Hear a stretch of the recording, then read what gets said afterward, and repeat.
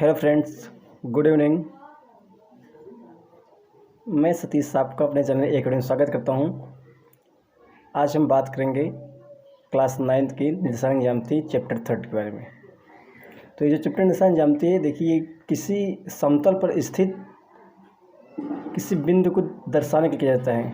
ये chapter class 8 और class 9 दोनों के लिए इंपॉर्टेंट होता है। ठीक है, देखिए इसमें मुझे पढ़ना क्या होता है। कार्तीय तल आप जानते हैं, किसी समतल पर स्थित वह आकृति से हम कार्तीय तल बोलते हैं।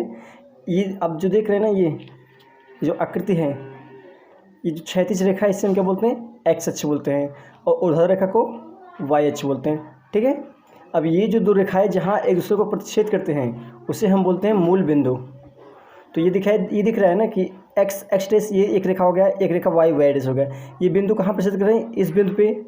तो ये जो बिंदु है इससे हम क्या बोलते हैं, मूल बिंदु बोलते हैं। ठीक है, ये हमारा मूल बिंदु हो गया है। अब इसमें बात करते हैं कि अब की जो दोनों रेखाएं प्रतिच्छेद करें तो ये 4 भागों में डिवाइड करेंगे।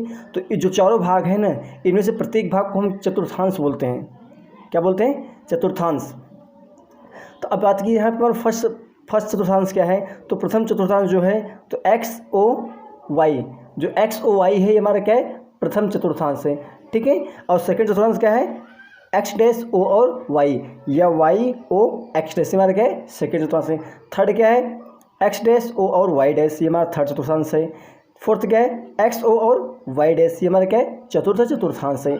देखिए हम लोग संख्या रेखा में पढ़े थे कि जो जीरो होता है वो मध्य बिंदु को हम जीरो मानते हैं। जीरो से अगर राइट साइड जाएंगे उससे हम क्या मानते हैं, पॉजिटिव धनात्मक वैल्यू देती है। जब जीरो से बाएं साइड ऋणात्मक वैल्यू, तो वही सिस्टम यहाँ लगेगा, वही बेसिक इधर भी लगेगा। तो इधर देखो, ये मूल बिंदु ना, मूल बिंदु से अगर आप दाएं जाएंगे कोई दूरी, तो मूल बिंदु से दाएं जाएंगे हमारा क्या होगा, धनात्मक वैल्यू देगा। अगर मूल बिंदु से बाएं जाएंगे तो क्या करेगा, ऋणात्मक वैल्यू देगा। अगर मूल बिंदु से ऊपर जाएंगे तो धनात्मक देगा, मूल बिंदु से नीचे जाएंगे तो ऋणात्मक देगा। अब बात करते हैं, देखिए अब इस कार्तीय तल में अगर इस प्रथम चतुर्थांश में कोई बिंदु है, अगर इसका निकालना है, अगर मान लो यहाँ कोई बिंदु है, अगर इसकी स्थिति ज्ञात करनी है कि मतलब कि ये दूरी एक्स एच वाई से कितनी दूर पर है, तो प्रथम में होगा तो इधर भी धनात्मक जाएगा, ऊपर धनात्मक गया, तो जो प्रथम चतुर्थांश वो क्या होते हैं, प्लस प्लस, क्या होते हैं, प्लस प्लस। तो मैं इधर लिख दिया हूँ कि प्रथम चतुर्थांश में प्लस प्लस होते हैं, सेकंड में होता है कि माइनस प्लस, क्योंकि देखो जब सेकंड में जाएंगे तो पहले एक्स जाएंगे फिर वाई, तो बाएं जब जाएंगे तो मूल बिंदु से बाएं क्या होता है, ऋणात्मक, ऊपर जाओगे तो धनात्मक हो जाएगा, तो माइनस और प्लस। थर्ड अगर आप थर्ड चतुर्थांश की बात करेंगे तो इधर बाएं आ रहे हैं और नीचे आ रहे हैं। तो किसी भी स्थिति को ज्ञात करने के लिए अगर आप बाएं और नीचे आ रहे हैं तो हमारे क्या होंगे, दो ऋणात्मक ले रहे हैं, तो मतलब माइनस और माइनस। सिमिलरली चतुर्थांश में दाएं जा रहे हो और नीचे आ रहे हो तो धनात्मक दिशा में, और फिर नीचे आ रहे हो ऋणात्मक दिशा में, तो प्लस और माइनस होता है। ठीक है, तो अब इधर डिफिनेशन लेते हैं कि इसकी क्या होता है हमारा एक्स अक्ष।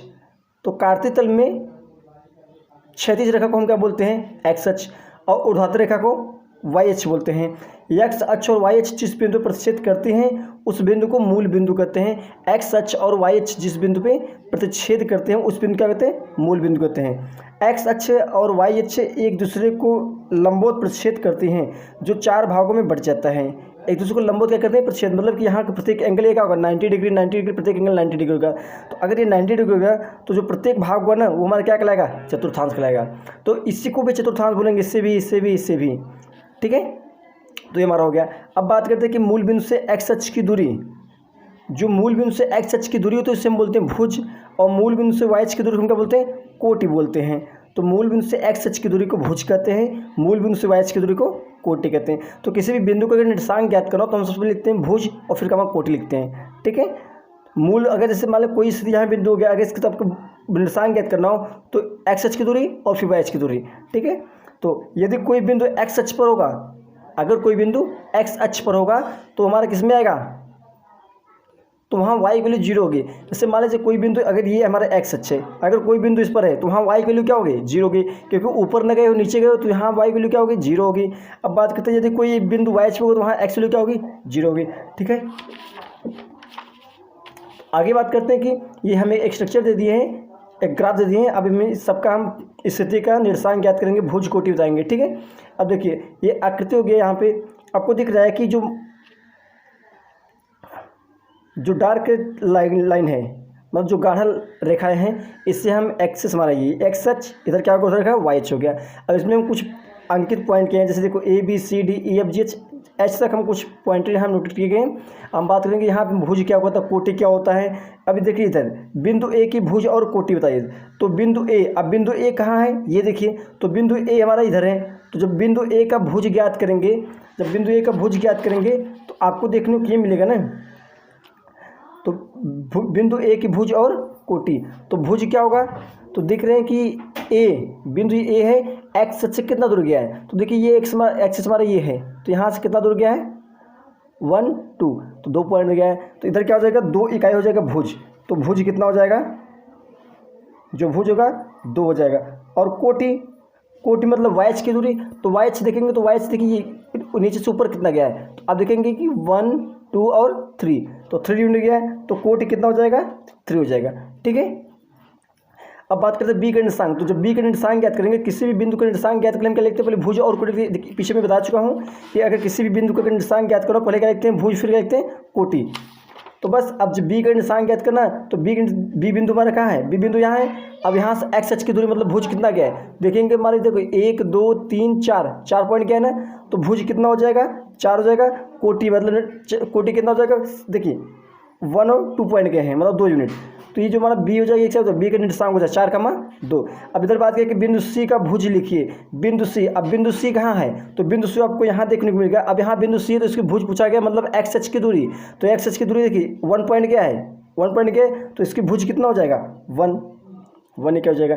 अब बिंदु डी का निर्देशांक लिखिए। तो बिंदु डी कहाँ है, तो बिंदु आपको डी मिल रहा है इधर, ये बिंदु डी हमारा है। अब देखिए ना मूल बिंदु से बाएं कितना गया है, ऊपर कितना गया, तो मूल बिंदु से आप देखेंगे बाएं 1 2 3, जब 3 यूनिट बाएं आया है तो मतलब भुज कितना हो जाएगा 3, और ऊपर कितना गया है 1 2 3, तो कोटि भी क्या होगा 3 होगा। तो निर्देशांक भुज का कोटि होता है, तो डी का जो निर्देशांक आ जाए क्या हो जाएगा 3,3।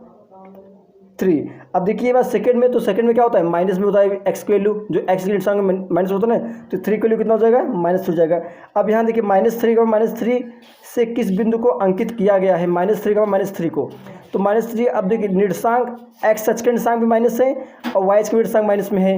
अब आपको दोनों जब दिख रहे हैं, जब दोनों माइनस में हैं तो दोनों माइनस किस में होते हैं, जो हमारा तृतीय चतुर्थांश होता है, तो तृतीय चतुर्थांश में दोनों माइनस होते हैं। तो अब तृतीय चतुर्थ ये है। अब देखिए एक्स भी बाएं कौन है, देखो 1 2 3 इधर भी 3 है, 1 2 3 इधर भी 3 है।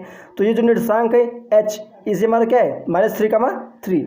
तो जो -3 का मतलब अंकित किया बिंदु एच से अंकित किया गया है। अब बात करें बिंदु ई किस चतुर्थांश में है, बिंदु ई। तो बिंदु ई कहाँ है, बिंदु ई देखिए यहाँ पे है। तो अब देखिए ये किसी चतुर्थांश में नहीं है।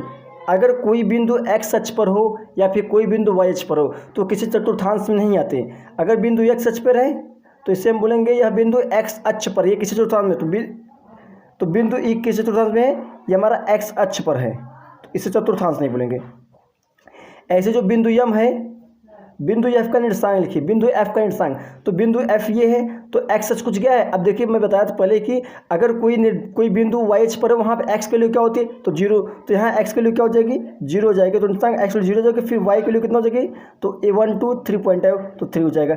अब नीचे आए हो तो क्या होगा माइनस। अब बिंदु जी का वाई अक्ष से दूरी, तो बिंदु जी का वाई अक्ष से दूरी, तो ये बिंदु जी है, इसका बोला है कि वाई अक्ष से दूरी। तो वाई अक्ष मतलब ये वाई अक्ष है, इससे कितना इधर के आगे गया है, तो 1 2 3 यूनिट। तो ये कितना हो जाएगा, बिंदु जी का वाई से दूरी कितना है 3 इकाई, 3 इकाई हो गया। ठीक है, अब बात करते हैं बिंदु एच का एक्स अक्ष से दूरी। तो बिंदु एच कहाँ है, बिंदु एच इधर है, तो एक्स अक्ष से कितना दूर गए, देखिए 1 2 और 3। नीचे आए हो तो नीचे क्या होगा निगेटिव हो जाएगा।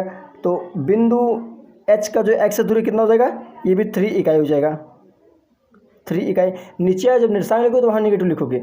अब बोला है बिंदु आई का निर्देशांक लिखिए। तो बिंदु आई कहाँ है, तो बिंदु आई आपको मिलेगा, बिंदु आई यहाँ पे है। तो किस चतुर्थांश में, ये देखिए फर्स्ट सेकंड थर्ड और फोर्थ। जब चतुर्थ में है तो उसमें प्लस और माइनस होते हैं। तो अब देखिए एक्स से कितना आगे गया है और फिर वाई से कितना नीचे आया है। तो एक्स से देखेंगे तो 1 2 3 4 और फिर वाई से कितना है 1 2 3 4।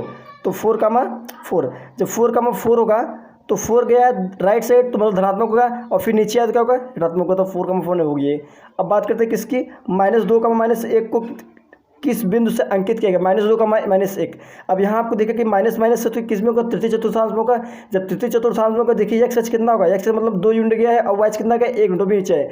तो ये जो पॉइंट देख रहे हैं ना, ये जो जी है 1, 2, 3, ये 3 हो गया। यहाँ दिया -2, 1, तो थोड़ा मिस्टेक हो गया यहाँ पे। तो ये जो जे है ना, ये जे हमारा क्या है 1, 2 और 3, तो यहाँ -3 लिखिएगा।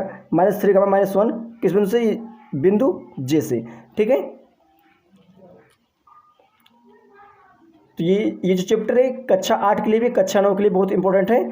आगे जब पढ़ेंगे आप कक्षा 10 में भी, वहाँ भी आपको मिलेगा कि दो बिंदुओं के बीच की दूरी, अंतःकट फॉर्म लगा, विभाजन सूत्र लगेगा और निर्देशांक दे देंगे, उनके बीच की दूरी ज्ञात करना होगा, क्षेत्रफल, त्रिभुज क्षेत्रफल, ठीक है।